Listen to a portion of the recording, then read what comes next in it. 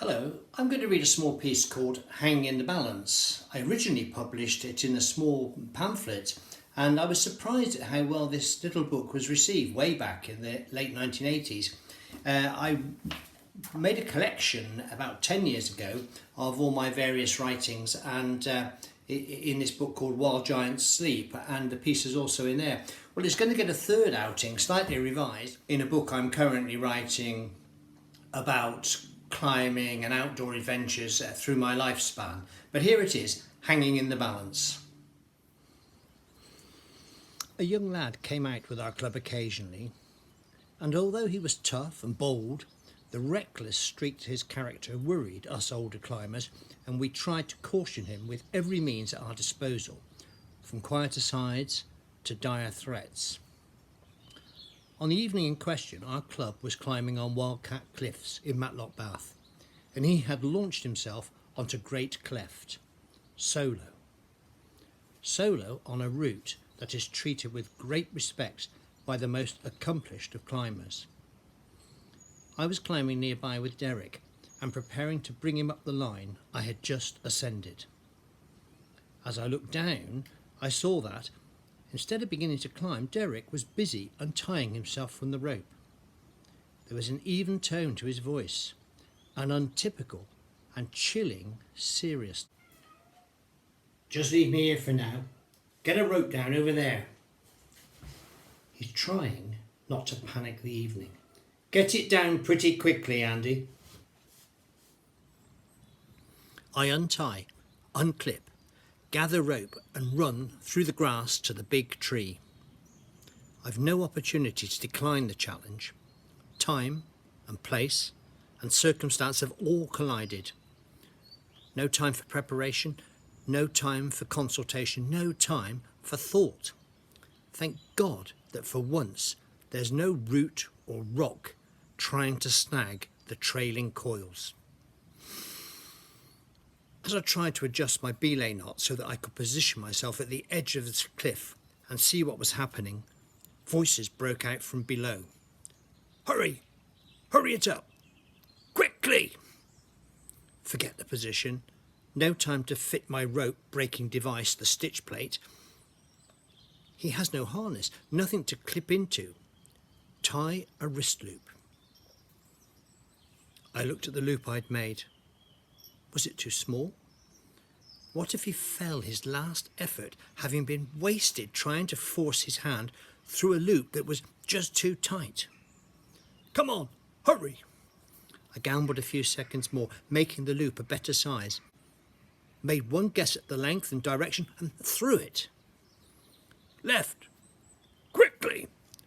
To the left!" God, whose left? Theirs? Or mine? I flicked to my left. "Hurry it up! Left! To the left!" How far was he from it? Was the rope lost behind a couple of buttresses or just tantalisingly out of reach? I made to move it further, my left or theirs, when suddenly a dead weight stretched the rope within my hands. My body tensed and I was pulled down into the grasses. How has this rope come to be around my body and wrists? If I had been just holding it in my hands, he would have been plucked free and gone by now. "Let him down! Quickly! Come on, hurry it up!" I pay out the rope, gripping it, fearing sweat on my palms. Each foot, check, grip, slide, grip, check. Will it start to slip? This will take hours. How long can he possibly hang by one hand? "Come on, hurry! Lower him down quickly!" I tried to close my ears to the voices. What if I allow the rope to run just a little bit? Perhaps get him down quicker. Can I break it? Would I be able to stop it if it starts to burn? I'm cursing my bare forearms and thin t-shirt as the rope moves methodically across my body. Moments before, I had been delighting in the summer's warmth, my free, unencumbered movement on the rock. Now I'm paying for my small share of ecstasy. Is the weight still increasing? Any instant now, the strain in the rope may cease and the rope twang slack with me recoiling backwards. I can already hear the crescendo in the voices as it happens. I could go much faster with a stitch plate. Mine is there on the grass. I can touch it with the side of my hand, but I cannot let go of the rope. Staring at it, trying to make it appear on the rope. If only someone was here to fix it on. A thought I do not want intrudes. It would not be a case of the rope eventually pulling itself free from my grip. Rather, there would be a point when the weight and the burning were perceived as too much. However instantaneous a form of decision would be made, a half-conscious argument with my strength would be won by a sense of the inevitable. I stare at the scene as if it is already real and in front of me. The sweating increases. Great cold drops thud into my lap. The palms of my hands are getting even wetter. Please stop. Lower him as quickly as you can. I can see people tied to trees, each one with a second making a move somewhere below them. We can shout to each other, but not one of them is able to fix my belay plate. How will I live with it? I know they'll say don't blame yourself, but I could have gone slower or gone faster, held it tighter or let it run, not wasted time with knots, not worried too much about my own skin by rigging a belay. Suddenly, did I belay? Am I tied to the tree, or not fixed to anything on this cliff top? The jumble of knots at my waist look foreign and unfamiliar. I don't remember tying any of them.